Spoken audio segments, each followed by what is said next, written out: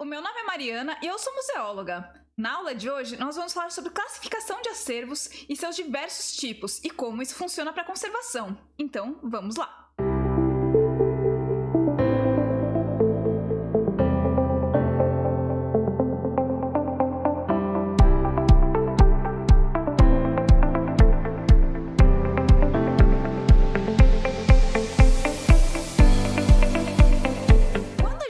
Em acervos, seja em coleções particulares, seja em instituições como museus e centros culturais, a gente tem que ter em mente que ele pode ser classificado de diversas formas. Os objetos eles têm diversas formas de serem adequados dentro de padrões. A primeira pergunta que a gente deve fazer é por que a gente precisa classificar um acervo? Isso tem diversas razões. Se a gente pensar na questão de documentação, na questão de controle do acervo, é fundamental que a gente tenha divisões para ficar mais fácil de localizá-lo. Além disso, a gente tem como acessá-lo para pesquisas e para colocar em exposições, por exemplo, fica muito mais fácil. Mas também tem outras razões para a gente classificá-lo. Os acervos, eles são compostos de diversos tipos de materiais, e diferentes materiais requerem diferentes cuidados. Então, quando a gente recebe um acervo, quando a gente recebe um objeto, a gente tende a fazer uma análise dele. E após essa análise é feita a classificação. Essa classificação ela pode ser feita, por exemplo, através da sua função. Em museus, a gente costuma encontrar os objetos classificados de acordo com 16 grandes áreas, como, por exemplo, caça e guerra, artes visuais, objetos pecuniários, construções, interiores, dentre outras. E dentro dessas grandes áreas vão haver outras subdivisões. Essas subdivisões, elas acabam deixando o objeto ainda mais localizado. Como vocês puderam notar, quando a gente pensa nesse tipo de classificação, ela é feita através da função do objeto. A gente está pensando para que ele era usado, por exemplo, se era usado para caça ou para guerra, se ele é um objeto de artes visuais, se ele é um objeto pecuniário, se ele é um objeto de trabalho, dentre tantas outras opções que nós temos. Mas essa é só uma das formas de classificação, e ela é geralmente utilizada para a parte de documentação museológica. Quando a gente pensa na questão de conservação preventiva, de conservação curativa e de restauro, a gente tende a classificar o objeto pelo seu material, pela sua composição. Ou seja, a gente vai pegar um objeto e observar do que ele é feito, quais são as características físicas dele, o que o compõe. De repente a gente recebe um telefone e ele vai ter partes que são feitas em aço, partes que são feitas em borracha, partes que são feitas em plástico. Se a gente recebe um vaso, ele pode ser feito de cerâmica. A gente vai analisar essas características. Um livro, a gente vai contar que ele é feito de papel, que talvez ele tenha uma plastificação na capa, ou a capa é de couro. São diversos exemplos que a gente pode pensar. Cada objeto pode ter um ou mais materiais que o compõem. E por que a gente separaria o objeto pelo seu material? Cada material ele vai ter uma característica para conservação. Lembra que a gente falou sobre as questões de conservação preventiva, sobre os agentes físicos, os agentes biológicos, os agentes químicos e os agentes mecânicos? Eles agem de formas diferentes em cada um dos materiais. Nós temos materiais que são mais frágeis à luminosidade, nós temos materiais que são mais frágeis a agentes biológicos, à umidade, a agentes químicos.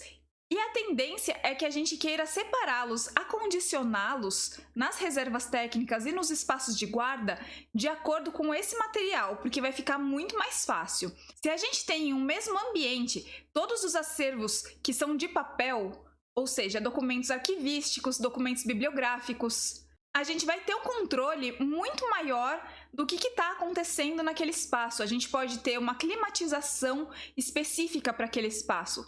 A gente pode ter um controle de temperatura específico para aquele espaço. E, é claro, um controle de luminosidade. A gente vai pensar no espaço especificamente para as necessidades desse tipo de acervo. Em outro espaço, a gente pode ter acervos de origem metálica. Nesses acervos de origem metálica, a gente vai tomar cuidado com a umidade. A luminosidade ela vai interferir muito menos. Então, o nosso cuidado pode ser diferenciado nesse sentido.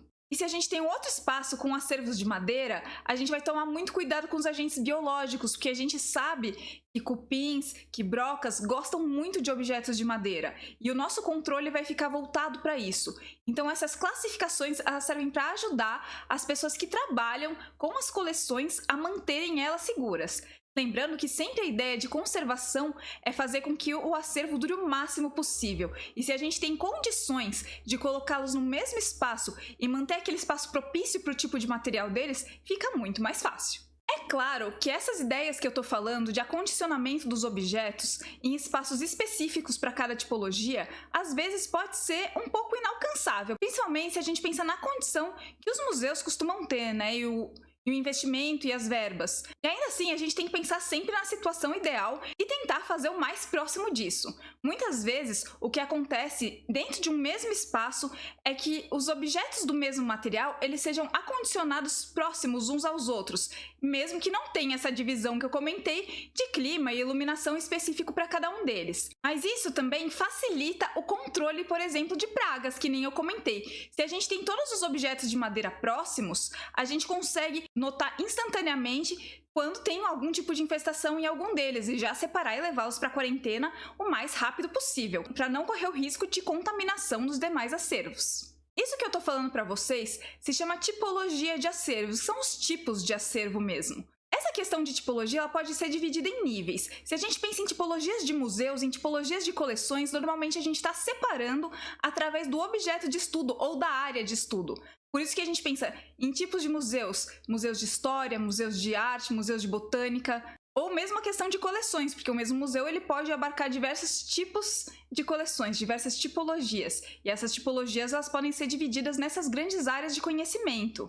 E dentro dessa divisão das grandes áreas de conhecimento, a gente pode ter aquela divisão utilitária que eu falei, usada para documentação museológica, objetos de caça, objetos de trabalho, objetos pecuniários. E dentro dessa divisão, a gente pode ter também a divisão de materiais. Então, uma coisa não impede a outra. E quanto mais classificações a gente tiver, mais fácil fica para a gente pesquisar o acervo depois, ou fazer algum trabalho em cima dele. De repente, a gente quer trabalhar só a coleção de moedas de uma instituição. E essa coleção de moedas, ou seja, uma coleção de numismática, que é o colecionismo de moedas, ela vai estar inserida dentro de um museu histórico. E dentro desse museu histórico, ela vai estar classificada como um objeto pecuniário, que é um objeto relativo ao dinheiro, né, ao monetário. E dentro dessa classificação, ela vai estar separada como um objeto de metal. E elas vão estar acondicionadas todas juntas para facilitar a conservação. Eu dei aqui um exemplo bem amplo do que pode ser essa tipologia e como ela pode funcionar. Aqui no nosso curso, tanto eu quanto a professora Jaque, a gente vai usar os exemplos de aula a partir de basicamente dois tipos de acervos, duas tipologias de acervos. Nós vamos trabalhar com os acervos documentais ou bibliográficos e em suporte de papel, ou seja, objetos feitos de papel em sua maioria, e com os objetos tridimensionais feitos em gesso ou em argila, que podem ser classificados, por exemplo, dentro da questão das artes. Se eles forem objetos entalhados, por exemplo, a gente pode dar um outro nome, a gente pode chamá-los de objetos de cantaria. A palavra original de cantaria, ela vem do talhamento de pedras, em geral usadas para fazer adornos ou mesmo cantos de obras, por isso que é cantaria. Mas essa palavra, atualmente, ela é utilizada para falar de diversas manifestações que são feitas no ato de talhar. Então, por exemplo, se você tem um objeto em argila e você faz um talhamento nele, algumas pessoas utilizam a nomenclatura de cantaria. Mas esse é um tema muito amplo e eu só quis dar um exemplo. Então, como nós vimos, nós temos diversas formas de classificar um objeto, mas como nossas aulas são de conservação e restauro, a gente vai focar na parte física deles e no material que eles são feitos. Eu vou disponibilizar para vocês uma ficha no Google Sala de Aulas que vai conter 5 tipologias de acervo e vocês vão pesquisar imagens na internet ou fotografar objetos que pertençam a essas tipologias. Vidro ou cerâmica, madeira, documental arquivístico ou bibliográfico, metal ou têxtil, ou seja, tecido.